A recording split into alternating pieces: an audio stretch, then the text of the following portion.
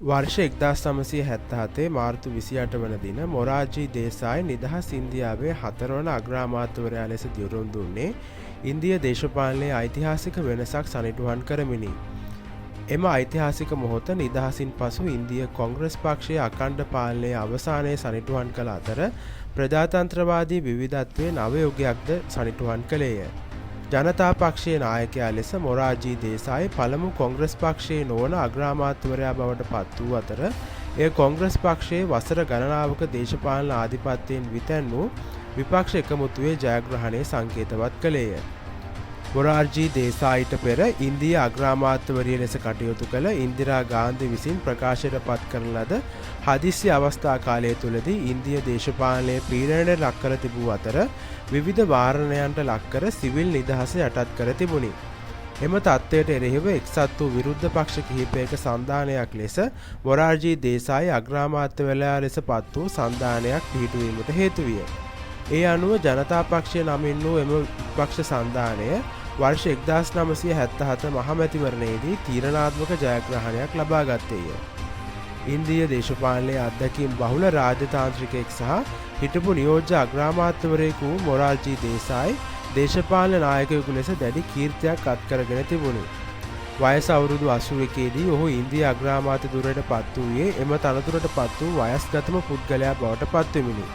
ඔහුගේ දූර කාලයේ ප්‍රජාතන්ත්‍රවාදී වටිනාකම් යථා තත්ත්වයට පත් කිරීම, විනිවිද භාවය ප්‍රවර්ධනය කිරීම සහ හදිසි නීතිය ක්‍රියාත්මක වූ සමයේ සිදු වූ විවිධ අකටයුතුකම් වෙනස් කිරීමටගත් උත්සාහයන් මගින් සනිටුහන් විය.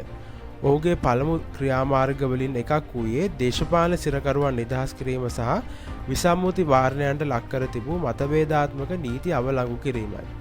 මොරාර්ජී දේසායිගේ ආණ්ඩුව පාලනයේ විවද්දගතකරණය අවධාරණය කළ අතර පෙර පැවති ඒකාධිපති පාලනය යටතේ පීඩා විඳි ආයතන ශක්තිමත් කිරීමට අරමුණු කළේය. ඔහුගේ පරිපාලනය ස්වයං විශ්වාසය කෙරෙහි අවධානය යොමු කරමින් වෙළඳපොළට පක්ෂපාතී ආර්ථික ප්‍රතිපත්ති අනුගමනය කළේය. කෙසේ වෙතත් ඔහුගේ සභාග රජය එහි අනෙකුත් සමාජික පක්ෂ අතර දෘෂ්ටිවාදාත්මක වෙනස්කම් හේතුවෙන් අභ්‍යන්තර ගැටුම්වලට මුහුණ දුන් අතර එමගින් පාලනය තරමක් අභියෝගාත්මක විය.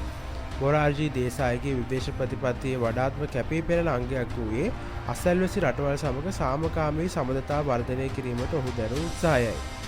ගැටුම් සංවාදයෙන් සංවාදයක් සඳහා පෙනී සිටමින් ඔහු පාකිස්තානය සහ චීනය සමග වඩා හොඳ සබඳතා අපේක්ෂා කළේය. ඔහුගේ උත්සාහයන් තාවකාලික වුවද රාජ්‍යතාන්ත්‍රික සබඳතා වැඩි දියුණු කිරීමට ඒවා හේතු විය. පාලනය පිළිබඳ ඔහුගේ ප්‍රතිපත්තිගරුක ස්ථාවරය නොතකා ජනතා පක්ෂය තුළ සමගිය පවත්වා ගැනීමටද ඔහු අරගල කළේය. පක්ෂ නායකින් අතර ගැටුම් සහ දෘෂ්ටිවාදාත්මක ભેද එම ආණ්ඩුව ක්‍රමයෙන් දුර්වල කරේය. වර්ෂ 1979 වන විට අභ්‍යන්තර කැළඹේ උග්‍ර වී සන්ධානය විඳවැටුණු අතර එම නිසා මොරාර්ජී දේසායිට අග්‍රාමාත්‍ය ධුරයෙන් ඉල්ලා අසීමට සිදුවිය. කෙටි කාලයක් වුවද මොරාර්ජී දේසායිගේ දූර කාලයේ ඉන්දියානු ඉතිහාසයේ විශේෂ ස්ථානයක් ගනී.